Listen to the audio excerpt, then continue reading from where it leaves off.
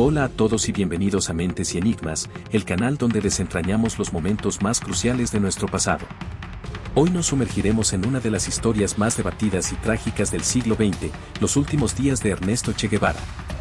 Prepárense, porque lo que van a escuchar es un relato de sueños revolucionarios, traiciones inesperadas y un final que selló su leyenda. Imagina por un momento, 3 de noviembre de 1966. Un avión aterriza en el aeropuerto de La Paz, Bolivia. Entre los pasajeros, un hombre de mediana edad, calvo, con gafas y una dentadura que alteraba la forma de su mandíbula. Sus tacones ahuecados lo hacían parecer más bajo y su barba estaba recortada. Se presentaba como Alfredo Mena González, un representante comercial uruguayo con un pasaporte falso. Pero bajo ese disfraz de banal nulidad, se escondía uno de los revolucionarios más icónicos de la historia, Ernesto Che Guevara. El Che, la encarnación de la revolución cubana y una inspiración para comunistas de todo el mundo, había llegado a Bolivia con una misión ambiciosa: encender una segunda cruzada revolucionaria y extender el marxismo por América Latina.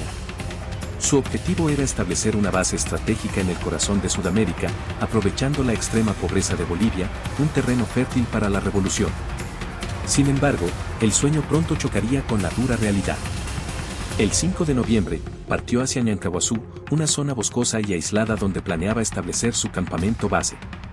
Al llegar, una amarga sorpresa, esperaba al menos 150 compañeros, pero apenas encontró a 50 combatientes. La región era desoladora, poca vegetación para esconderse, falta de agua, sin agricultura, ni animales, ni medios de comunicación. Y lo más grave: la zona no había sido preparada con antelación, sin contactos políticos locales ni misiones de exploración. Lo que el Che creía era su carta de triunfo, el apoyo garantizado de Fidel Castro del Partido Comunista Boliviano, se desvaneció. Los comunistas bolivianos no le brindaron ayuda, probablemente bajo órdenes de la Unión Soviética, que se oponía a la revuelta armada en América Latina en tiempos de coexistencia pacífica. Moscú veía al Che como un revolucionario de línea dura y demasiado popular. Su naturaleza franca le había costado caro. En un discurso en Argel en 1965, acusó a la URSS de imperialismo al mismo nivel que Estados Unidos. Lo que fue una declaración de guerra y su crucifixión política. Se dice que Fidel Castro lo eliminó políticamente al hacer pública su carta de renuncia el 13 de octubre de 1965, 2 años antes de su muerte, considerándolo un suicidio político. Solo fue cuestión de tiempo para su ejecución. El Che, ahora un forajido sin el apoyo de sus hermanos soviéticos y cubanos, lideraba a un puñado de rebeldes perdidos en la selva, muchos de los cuales ni siquiera sabían que su líder Ramón era el mismísimo Che Guevara.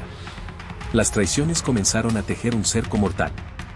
2 desertores bolivianos, Pastor y Rocabado, informaron al ejército sobre la presencia de cubanos y la ilegalidad de la guerrilla. Revelaron que había extranjeros, una alemana, un francés, un peruano y un argentino. El ejército incluso los llevó en avión para mostrarles la localización exacta del campamento base. Pero el golpe más crucial llegó el 20 de abril de 1967, con la captura de Regis Debray, un intelectual francés, y Ciro Bustos, un pintor argentino. El Che había confiado a Debray la misión de organizar apoyo desde Europa, pero con su captura, las autoridades bolivianas finalmente descubrieron la verdad: Ramón era Ernesto Che Guevara. Aquí viene la parte complicada. Ciro Bustos fue acusado de ser el Judas por haber dibujado retratos de los guerrilleros que el ejército utilizó para identificarlos. Sin embargo, Bustos, desde su exilio en Suecia, afirma que sus dibujos eran en realidad una operación de contraespionaje perfecta para defender a la organización en Argentina, no a la guerrilla. Él sostiene que el ejército ya sabía de la presencia del Che por los desertores y otros prisioneros. Aún más inquietante, el 15 de abril de 1967, 5 días antes de la captura de Debray y Bustos, los cubanos organizaron una conferencia de prensa internacional, presentando un artículo escrito por el Che que llamaba a la acción armada en América Latina. Este artículo fue acompañado de fotografías recientes del Che sin barba. Esto proporcionó a la CIA y a la inteligencia boliviana pruebas irrefutables de su identidad. El propio Che anotó en su diario que con la publicación de su artículo, ya no puede haber ninguna duda sobre mi presencia aquí. Paradójicamente, la presencia del Che en Bolivia revelada a los medios internacionales podría haberle ofrecido cierta protección. La bestia cazada volvía a ser noticia de primera plana. Sin embargo, nadie jugó esta carta estratégica. Regis Debray, a pesar de saber la importancia de su revelación, optó por la tranquilidad de cara al público. El historiador Humberto Vázquez tiene una carta de Debray a su abogado donde dice: le di mi palabra al comandante Rex de Teherán de no revelar la presencia de Che al público. Vázquez cree que si Debray hubiera hablado, mucha gente se habría unido a la lucha y la situación podría haberse revertido. Los meses siguientes fueron una caminata interminable para el Che y sus compañeros. Exhaustos, hambrientos y enfermos, las condiciones eran espantosas. El Che, asmático desde la infancia, sufría ataques cada vez más frecuentes y se quedó sin medicación. El grupo pasó días sin comer y estaba psicológicamente agotado. Los guerrilleros tuvieron que recurrir a los campesinos para conseguir comida, pero estos, asustados por los rumores sobre los barbudos y buscando la recompensa, a menudo los traicionaban. Las escaramuzas con el ejército diezmaron sus filas. A principios de septiembre, solo quedaban 22 hombres.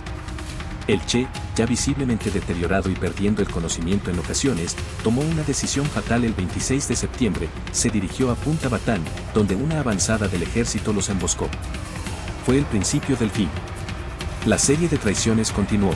El 6 de octubre, fueron denunciados una vez más por la dueña de una granja aislada donde se refugiaron. El Che cometió su último error estratégico al dirigirse a la quebrada del Churo, un lugar que los lugareños consideraban maldito. Allí, con miles de hombres pisándoles los talones, el 8 de octubre, el pequeño grupo libró su último combate. El Che fue descubierto cuando se le acabó la munición, herido en una pierna. Un soldado le apuntó, pero el cubano Willy, un compañero, exclamó: no disparen, es el comandante. Así fue capturado Ernesto Che Guevara. Al caer la noche, el Che fue arrastrado hasta la higuera y encerrado en la escuela del pueblo. Allí, herido y en pleno ataque de asma, pasó sus últimas horas. Al amanecer del 9 de octubre, un agente de la CIA lo fotografió con sus captores. La orden de su muerte es un punto de controversia. Un informe de la CIA sugiere que el general Obando, jefe de las Fuerzas Armadas Bolivianas, ordenó su fusilamiento. Sin embargo, la fuente de nuestro video afirma que fue la CIA quien dio la orden de ejecutarlo. El 9 de octubre de 1967, a las 11 de la mañana, el sargento Mario Terán se ofreció como asesino. Entró solo en la escuela con una orden clara: sus balas no debían dañar la cara del Che, para que la versión oficial pudiera decir que murió en combate. Segundos después, Guevara de la Serna estaba muerto. Lo que siguió fue un intento de borrar su rastro, pero solo magnificó su leyenda. El cuerpo del Che fue llevado a Valle Grande y expuesto en la lavandería del hospital durante todo el día del 10 de octubre. Para algunos, la imagen del cuerpo del Che, cubierto de sangre pero con una serena expresión, evocó la figura de un santo o Juan el Bautista, parecía bíblico y hermoso. Los soldados, en un macabro espectáculo, llegaron a sentar el cuerpo para que la multitud lo viera. El ejército boliviano mantuvo la versión oficial de que murió en combate. Pero un hombre que entró en la escuela después de su muerte encontró la escena asquerosa y llena de sangre. Decidió denunciar su asesinato al mundo, huyendo a Francia. La verdad saldría a la luz el 30 de diciembre de 1967, indignando a la comunidad internacional. El cuerpo del Che fue enterrado en secreto cerca de la pista de Valle Grande, junto a 6 de sus compañeros, para evitar que su tumba se convirtiera en un lugar de culto. Este secreto se mantuvo por casi 30 años. Finalmente, en octubre de 1997, sus restos fueron exhumados y devueltos a Cuba. Allí, Fidel Castro organizó un funeral digno de un emperador romano, un final irónico para un hombre que, ante todo, detestaba la pompa y las circunstancias. Los últimos días del Che Guevara son una narrativa poderosa de idealismo, sacrificio, errores estratégicos y traiciones. Su muerte en Bolivia no fue el fin de su influencia, sino el comienzo de una leyenda que sigue cautivando e inspirando a millones en todo el mundo. Si te gustó esta inmersión en la historia, no olvides darle me gusta, compartir y suscribirte al canal para más relatos apasionantes. Hasta la próxima.